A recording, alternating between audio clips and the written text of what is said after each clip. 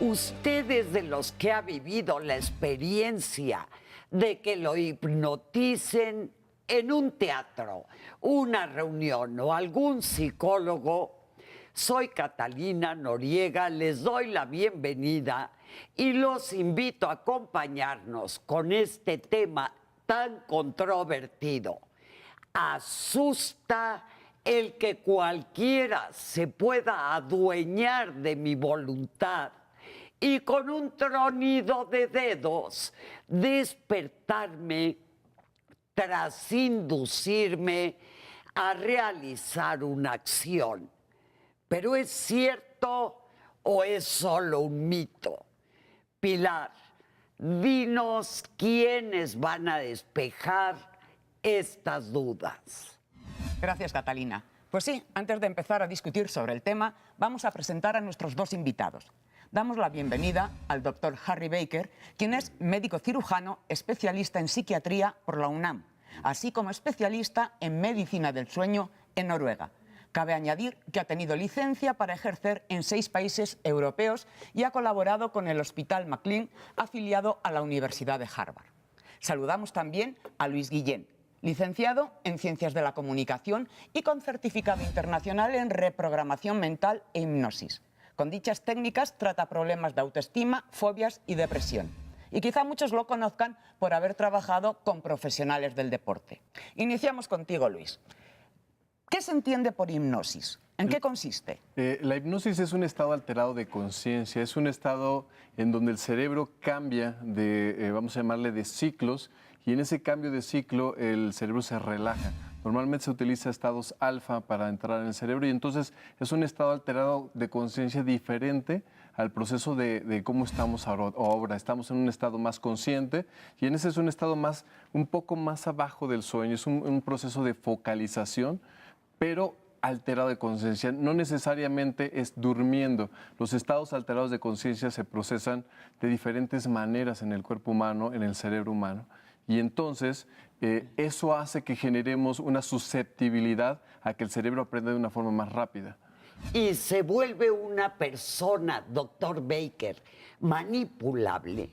En cierta forma es un estado de alta sugestibilidad, entonces puede facilitar ciertas cosas, positivas o negativas. Pero sí es cierto entonces lo que dice Luis, ¿eso es lo que es la hipnosis? Yo creo que no, pero no quisiera yo entrar en una situación... No, pero para ver, candente. porque la verdad todos estamos un poquito confusos y a veces nos imaginamos que la hipnosis es, cuando decía Catalina, vamos al teatro, nos hacen hacer que somos gallinas y coco. ¿Es eso la hipnosis? Está muy bien, sí, está bien, me parece estupendo que se use para eso, es un espectáculo divertido y se entretiene y se pueden hacer ciertas cosas. Y si decía mi maestro de pediatría, si con atolito se cura, atolito le damos. Pero entonces, en su concepto, ¿qué es la hipnosis? Es un estado de variación de conciencia, de alta sugestibilidad y ya. Y ya, hasta ahí. Y ya. O sea, quiere decir, doctor, que usted a mí me sugestiona y yo en efecto puedo hasta matar. Bueno, yo no creo que vaya a hacer usted cosas que vayan en contra de su escala de valores, pero por ejemplo, el gran miedo en estas cuestiones de espectáculo es, por ejemplo, si yo le ordeno que se quite la ropa, usted en su escala de valores no se va a desnudar, pero si yo le digo que hace mucho calor, que vamos a la playa y que se ponga un bikini, eso sí estaría dentro de su escala de valores, ¿no? Sí. Luis, ¿es lo mismo la hipnosis clínica que la hipnoterapia? No es lo mismo. Tiene diferencias muy marcadas. La hipnosis es más, hablando de lo que decía el doctor y lo que se decía mucho del proceso de espectáculo, cada uno de los procesos de hipnosis tienen diferentes factores y esos factores van determinados más que por el proceso, van determinados por lo que se hace con el proceso. Por ejemplo, en una condición más clínica, hay algunos lugares, algunas empresas en España y algunos hospitales en España que están utilizando, por ejemplo, hipnosis para quitar dolores de cabeza e incluso hacer partos sin dolor.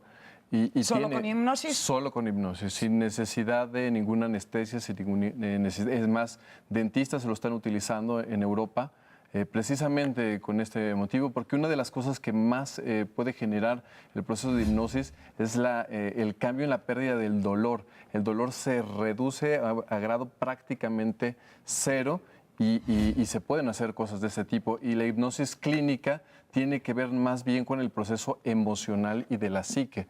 Entonces sí tiene una diferencia. Pero, doctor Baker, según los últimos estudios, no resulta tan eficaz como se pensó en algún tiempo que se utilizaba, por ejemplo, para dejar de fumar, para combatir la obesidad. Pero parece que la sugestión se olvida con mucha facilidad y se recupera pues el fumar o el comer o lo que sea, Claro, es cierto. solamente se va a potenciar las intenciones. Si una persona quiere dejar de fumar, se le va a potenciar esto. En los mejores lugares para bajar de peso, con todo el apoyo de nutricional, deportivo, endocrinológico, más o menos el 90% de las personas recuperan el peso original a los 2 años de seguimiento. Entonces, pretender que haya así esta cosa y además utilizar, como dijo el profesor Smith de Estados Unidos, ¿no? ¿Quién es? ¿Y de dónde es? Específicamente, la hipnosis en clínica lo hizo en la clínica Ruber en Madrid, en la Universidad Complutense de Madrid, Luis Domínguez Ortega, quien se murió hace 2 años y era buen amigo mío. Me invitaba a mí a dar clases en su curso que tenía. Y bueno, sí, se puede sugestionar para disminuir el dolor. ¿Al grado de quitar la anestesia? Sí, Luis llegó a veces y presumía de que había entrado en algunas cirugías que no utilizaba anestesia. Ahora, estos resultados de Luis solo eran de Luis.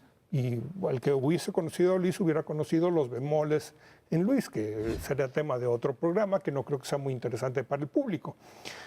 Pero bueno, a mí sí me interesa saber si hay evidencia científica de que la hipnosis funciona para lo que dice Le voy a Luis. explicar. El gran problema que hay es cuando se dice, la palabra da igual si se hipnosis o cualquier otra cosa clínica. La palabra clínica viene de cliné, cama. Entonces, utilizamos España, un país donde solamente viví y ejercí durante 7 años y he estado colegiado. Por dar un ejemplo, ¿no? Lo que le puedo decir es que el tratamiento a través de la palabra es lo que se llama psicoterapia. Y en España se considera un delito que se llama intrusismo profesional el ejercer la psicoterapia si uno no tiene este pequeño detalle que es una licenciatura en medicina y una especialidad en psiquiatría o si uno no es psicólogo clínico. ¿Por qué? Porque si hay dolor, la gente le molesta el dolor, pero es una gran ayuda. Por ejemplo, si alguien tiene dolor de barriga y va a un cuarto de urgencias, lo primero que no van a hacer es darle un tratamiento para el dolor, para definir si es una apendicitis o si es un cólico de una piedra en el riñón. Porque entonces no es el mismo tratamiento darle agüita para que la orine o meterlo a cirugía. Es un signo de ayuda. Entonces, para eso hay que tomarse, creo yo, no todo el mundo tiene que estar de acuerdo, la molestia de estudiar 6 años medicina y luego 4 años de una especialidad. Esto probablemente porque soy un poco más tonto que las otras personas. No, Luis, ¿qué nos dices tú de eso? Porque tú eres... Bueno, yo he trabajado con mucha gente con problemas de cáncer terminal, por ejemplo, y yo creo que en ese caso, pues la pérdida del dolor sí da una muchísimo mejor calidad de vida y ahí el dolor pues no está ayudando absolutamente ya en nada a la persona porque ya no hay más realmente que hacer, ¿no? Entonces, y sí hay evidencia física de cómo la hipnosis quita realmente el dolor con escáneres, ¿Qué escáner hay para el dolor? No escáner para el dolor, para el cerebro, en el sentido de la resonancia magnética funcional. ¿Usted ha hecho algún estudio? No, yo no los he hecho. He leído los estudios que tienen que ver con la resonancia magnética. La realidad es que hay una cuestión con la hipnosis. La hipnosis no se sabe cómo se gesta.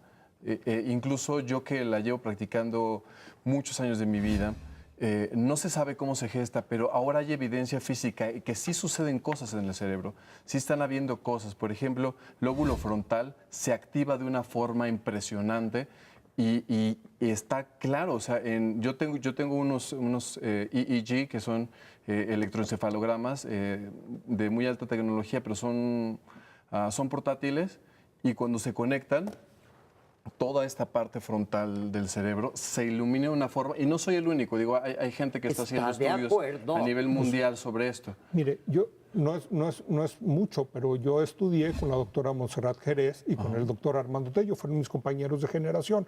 Armando Tello fue el presidente del Consejo Mexicano de Neurofisiología y Montserrat Jerez se tomó la molestia de estudiar psiquiatría. Y yo, que los conozco razonablemente bien, no he visto jamás en la vida, y estudié en el Centro Médico de la Raza electroencefalografía, no he visto un electroencefalograma que se ilumine.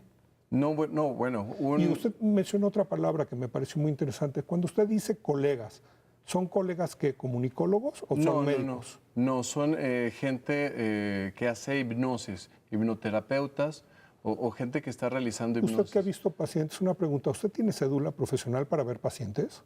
Tengo una cédula, bueno, un registro Cédula profesional, americano. Eso no existe. En México, que es un país todavía soberano, para ver pacientes se requiere una cédula profesional. Una pregunta que además es verificable por cualquiera de nuestros amigos que entren a la Dirección General de Profesiones, porque si no, usted hace un delito que se llama usurpación de profesiones. No, mira, ¿Tiene usted cédula? Miren, tengo una cédula de comunicación y lo que yo hago es un sistema de comunicación. Hipnosis, todo el mundo lo quiere manejar como una intrusión en el ser humano y no es una intrusión. Yo estudié hipnosis al principio de mi carrera, entonces no me asusta y entiendo que es una herramienta más complementaria. No es una intrusión, pero pero es como si le quisieras dar a la persona, a la gente que hace cine o a la gente que hace música, le tuvieras que dar una condición clínica para que no afecte el proceso psicológico en las personas o para que no entren. El cine se utiliza, en mercadotecnia se utiliza los procesos, en todo esto, y un mercadólogo... Hay una diferencia. Si sale un mal comercial o una mala película, pues es malo y no venderá. Pero si usted ve a un paciente eso y no sabe lo que hace, en las personas. Pero a ver, Luis, si usted sabe lo que hace o no lo sabe, el resultado en medicina, que hay una responsabilidad profesional, es que se puede morir la persona. Sí, claro. Pero sí, ¿tú tratas enfermos o no? ¿Con enfermedades físicas, psicológicas o qué tipo? Yo trato normalmente gente que tiene problemas emocionales, ¿no? O, bueno, yo también. Lo que yo hago se llama coaching mental. Es un proceso de entrenamiento. Como podríamos entrenar cualquier cosa físicamente, ¿no? Es cómo trabajar cada vez mejor con nuestra mente, cómo trabajar cada vez mejor y dentro de las herramientas que empleo la hipnosis, porque es una herramienta que nos ayuda muchísimo en el proceso de entrar en la mente, que la persona se haga más dueña, porque finalmente uno no ejerce ninguna influencia, la persona simplemente se hace más sugestionable y la persona mediante procesos, el cerebro a nivel neurológico no distingue entre imaginar y vivir y cuando ¿Cómo sabe entra... ¿Manden? ¿Cómo sabe usted? Porque hay estudios que marcan claro que cuando tú estás imaginando y tienen a la persona conectada, se iluminan exactamente las mismas regiones que cuando tú verías una manzana en estado normal. Entonces, desafortunadamente vamos a tener que ir a un corte.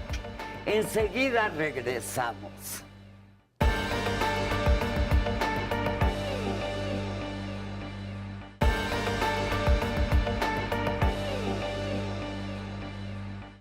Bienvenidos después de esta pausa y seguimos con Luis a ver si nos terminas de explicar lo que nos estabas diciendo. Sí, estamos platicando que una de las cosas que hace que notemos en estudios, digo, desafortunadamente yo no he podido estar en ¿cómo se dice?, en laboratorios, pero he estado checando y leyendo muchas cuestiones pues, de Harvard, del MIT, de muchas gentes que demuestran con estudios cómo cuando alguien ve una manzana, por ejemplo, se iluminan ciertas regiones del cerebro y cuando tú te imaginas ver la manzana, se iluminan exactamente las mismas regiones del cerebro.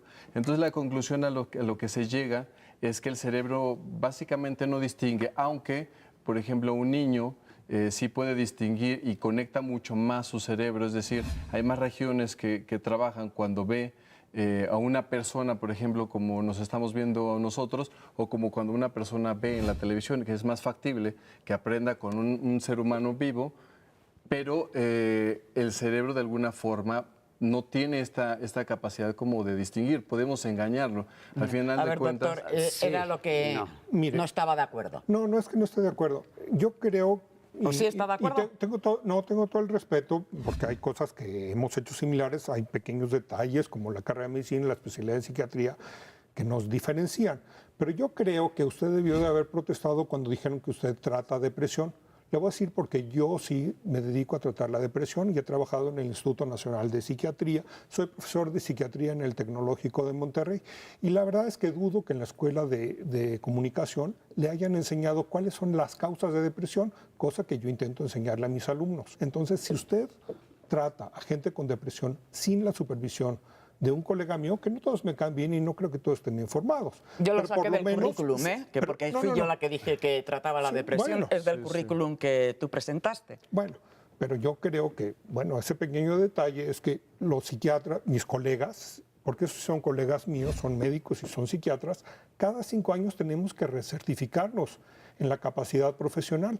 Entonces, usted no tiene cédula, no tiene estudios sobre el tema y usted se presenta aquí cuando trata depresión. Me parece que eso es un acto de delincuente. Un momentito, él actúa de cara al público y demás. Supongo que si lo fuera, las autoridades mexicanas ya lo hubieran metido a la cárcel, ¿no? y Quiero la, decir, y la- No, y en la México no realidad pasa nada. a lo que se refiere... Tendrá que haber una a lo que se re- regulación a lo que se que es muy refiere- laxa. La hay, pero no se ejerce. A lo que se Tiene que refiere el haber doctor denuncia. es que, por ejemplo, en México no hay una regulación clara acerca del proceso, de cómo se trata. Y la realidad es que yo he recibido bastante ataque de la profesión y de gente que hace psiquiatría o psicología, pero hay medios alternativos, hay muchas más cosas que se pueden hacer. ¿Cómo qué? ¿Cómo qué? Como por ejemplo, hay cosas que se hacen como la gente va de repente a los chamanes, la gente va, hace cosas que son, eso sí, son muy ilegales, ¿no? Que hace ritos de ayahuasca, hacen muchas cosas y de pronto esto que llegamos a hacer nosotros, que es el proceso hipnótico, es como muy atacado precisamente por desconocimiento, porque no se entiende y porque sí obtenemos resultados mucho más rápido que la gente que hace psicología. Y yo digo, no tengo la carrera como tal, tengo muchos estudios que he hecho como por aparte, por mi cuenta. Dimos las páginas de cualquier periódico, nos metemos en internet o vamos a cualquier clínica, en todas partes se anuncian hipnoterapeutas, hipnotistas, hipnosis para dejar de fumar. Cuando dices tú que es que en México no se aplica la ley, más bien yo creo que es que no está regulado, porque si no... Se equivocan. Sí, estoy equivocada. Se está equivocada en esencia en lo siguiente, es muy ver. simple. La cédula profesional, su función es dar certeza no al profesionista, sino al público. Claro, que y además al- uno puede sí. entrar a la página de la SEP y puede verificar que uno tiene un mínimo de credenciales. Por eso mi primera pregunta es si tenía cédula profesional. Pero entonces, Yo para- sí la tengo. Un neófito, doctor, puede hipnotizar con facilidad. Sí, hay cursos de 3 o 4 horas y está bien, y además si ponen una... Sí, pero es un riesgo muy alto. Perdóneme, y en México no pasa nada. Yo siempre hago énfasis en esto, que la gente sí vea el proceso de quién está haciendo la hipnosis. ¿Y cómo lo verifican? Y quién es. Pues hay formas muy fáciles de verificar, Sí, ¿no? ver si tiene cédula. El proceso de su trabajo. Pero mira, hay gente que tiene cédula. ¿Pero cédula de qué? ¿De puede ser- hipnotista? ¿Cédula profesional? No, de lo que sea. profesionista. ¿Pero de profesionista de qué? Pues lo que quiero Médico. saber, médico, psicólogo. Pues, hay ver, médicos muy psiquiatra. peligrosos, hay psicólogos Sí, muy pero bueno, peligrosos. yo hay- tengo un mínimo, entendido- hay un mínimo. Pero ¿cómo Eso va a es- haber una es- cédula para algo que la comunidad científica considera que es una pseudociencia? Es muy fácil. Simplemente Pero un ya plan no- y programa de estudios que se registre en la Dirección General de Profesiones. Ya no se considera una pseudociencia. No Entonces, es una pseudociencia. la- no es Yo una ciencia. creo que No es una es una ciencia. herramienta. Sí, bueno, sí. de Yo la creo- y además, psiquiatría, si ¿no? yo creo que el trabajo del señor Guillermo está muy bien. Si la gente lo quiere contratar para un equipo de fútbol con tanto dinero para que sus muchachos, que además luego opinan hasta de política, a veces no saben hablar, pero opinan de política, o pueden dirigir una ciudad, no voy a decir cuál, pero para que meta más goles me parece estupendo. Si algún especialista en oncología o en anestesiología o en dolor crónico le pide que le ayude en esto porque tiene experiencia y porque ha tomado los cursos de hipnotizar y a la persona bajo supervisión de alguien lo hace, me parece muy bien. Tampoco es una situación como de satanizar esto. Es que a fuerza tienes que tener... Yo tengo el problema no es que a fuerza. un número de registro que sin él, por ejemplo, es un número de registro americano. Sin ese número de registro, si yo hipnotizo en Estados Unidos, estaría yo en un delito. Ese número de registro me da la posibilidad a mí en Estados Unidos de ejercer. Y en realidad es una condición internacional ese número de registro. Pero finalmente digo, yo entiendo su... El número de registro americano en México, que es un país soberano, no tiene ninguna importancia. Yo entiendo, y dudo que usted puede ejercer en Estados Unidos si no tiene usted un permiso de trabajo. Yo entiendo porque tu sería miedo, ilegal por no tener permiso de trabajo. Yo entiendo la condición de temor que hay ante esto y de no, más bien es indignación. Y de agresión y bueno, quizás de indignación. A ver, pero bueno, esto sí es un tema bien interesante, pero también nos seguimos apartando de la hipnosis, que es si tiene base científica o no, para qué sirve, si sirve solo como herramienta. Es una gente que necesita que lo sugestionen, que esté en un estado de alta sugestionabilidad, que tiene deseos de dejar de fumar y esto lo ayuda a aumentar la sugestión de que va a dejar de fumar, me parece, o que va a meter más goles, estupendo. El único problema es que si es un problema médico definido por la Organización Mundial de la Salud y avalado por la Secretaría de Salud en México. ¿Y existe la autohipnosis? Sí, sí existe. Uno se sugestiona y hay técnicas. Insisto, es que creo que, con todo respeto, y aparte estudió hipnosis, él entiende perfectamente, sabe perfectamente que la hipnosis es una herramienta súper útil, que es aplicable, creo que más bien se está peleando con la condición de que yo no tengo la misma cédula que él tiene, y eso es absolutamente todo. Y le agradezco que refuerce el hecho de ser una persona con tantos estudios y con tanto conocimiento, y que haya tanta gente que lo conozca, y que haya estado en tantos, y que avale este proceso. Digo, lo reitero, o sea, yo no lo hago solo finalmente. El proceso cuando se hace, por ejemplo, con un equipo de fútbol o eso, tiene que ver con un proceso de coacheo y entra una parte del proceso, pero es como si yo les pusiera a hacer, vamos a cerrar los ojos, vamos a hacer una meditación, es una condición de sugestibilidad, es una condición en donde las personas ayudan y donde si hay un proceso de enfermedad, claro que yo no estoy loco como para de pronto se me vaya a morir una persona con todo lo que salgo en los medios, con todo lo que la gente empieza a reconocer este proceso de trabajo que la verdad ha sido muy difícil precisamente por este tipo de condiciones. Lo que es rescatable y creo que yo agradezco es que lo avale, o sea, que lo avale como una herramienta útil porque sí la es. O sea, sí es una herramienta que puede funcionar. Yo siento, doctor, que cada vez se usa menos la hipnosis en psiquiatría, ¿no? En psiquiatría se usa muy poco, prácticamente es nulo por la poca eficiencia y por la poca durabilidad de los efectos. Está bien en algunas cosas bajo supervisión de otra gente, pero bueno, una cosa es el proceso y otra cosa son sus estudios. Yo a usted no lo conozco ni tengo nada en contra suya. Simplemente le sugeriría que si quiere ver pacientes se tome la molestia de estudiar medicina y psiquiatría. Son solo 10 años. Puede existir el riesgo de que el hipnotizado se quede enganchado. O sea, que esté en que siga ahí en el trance. problema también es una situación como de dependencia. También el público que busca soluciones como alternativas y como poco científicas, que en nuestro país es enorme. Bueno, muchas partes. Pues mucha gente va a buscar, la gente que quiere estudiar inglés porque le ponen un altavoz abajo de la almohada. No, y eso o que le impongan, eso estamos de acuerdo que es imposible, ¿no? Que le impongan las manos y van en busca de soluciones fáciles. Y cuando alguien les dice algo que desgraciadamente está aprobado, pero es un poco más difícil o tienen las cosas, bueno, parte de la infantilización de esas gentes es el rechazo a estas soluciones, aunque sea verdad, con tal de buscar algo que les digan lo que quieren oír. Yo estoy totalmente de acuerdo en ello. Porque muchas veces la gente llega y, por ejemplo, te dicen, y es muy común que te dicen, hazme una regresión porque lo que yo tengo, a ver, espérate. ¿No? Y es que ya fuiste con psicólogo. ¿Existen las regresiones? Sí existen. Y pero, es muy pero interesante, hasta todo el cierto mundo punto. son nobles en su vida pasada. Sí, nadie sí, A está ver, pero está pensando- demostrado que no existen, ¿no? No, No, sí, son sí estados de existe. gestionabilidad. Ya por eso, pero Sí, uno sí no son nobles. recuerda. Todos, uno era Catalina la Grande. pero si cosas se así. refiere a vidas pasadas y cosas de esas, yo no he encontrado igual nada, ¿no? Yo he encontrado Napoleones y he Pero encontrado... ni recordamos de cuando yo tenía 4 meses y Sí, demás. Me invento los recuerdos. Por está- supuesto. sí es se un puede- estado de sugestionabilidad. Exacto. Sí se pueden recordar algunas cosas, pero que son cosas que tenemos como muy marcadas. Mire, Pero de ahí neurológicamente Sí. no se puede tener memoria antes de los 3, 4 años. Sí. Si usted recuerda sus es primeros recuerdos, Vámonos son a esa edad. conclusiones. 1 minuto y 1 minuto.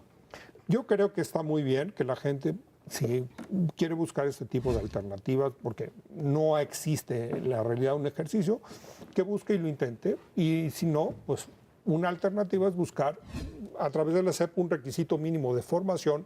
No avala carácter moral la cédula, pero sí avala un nivel de formación. Bueno, en realidad, pues que la gente de alguna forma abra un poquito la posibilidad a este tipo de condiciones. La hipnosis es una herramienta que puede ser utilizada para muchas cosas. La hipnosis no es no oír nada y no sentir nada, no nos apoderamos de la gente. Es un proceso en donde más bien conjuntamos con ellos y generamos que los procesos mentales y su proceso de psique mejore, se pueden hacer cosas interesantes.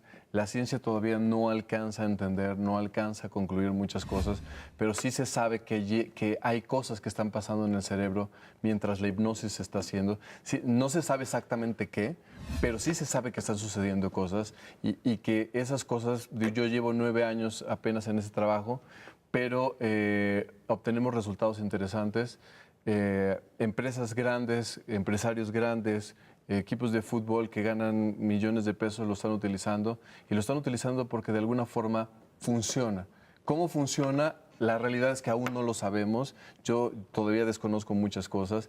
Quizás haga falta cada vez más estudio, pero también que la gente se abra a que tenga también cuidado de la gente que no está haciendo esto de Yo forma ética.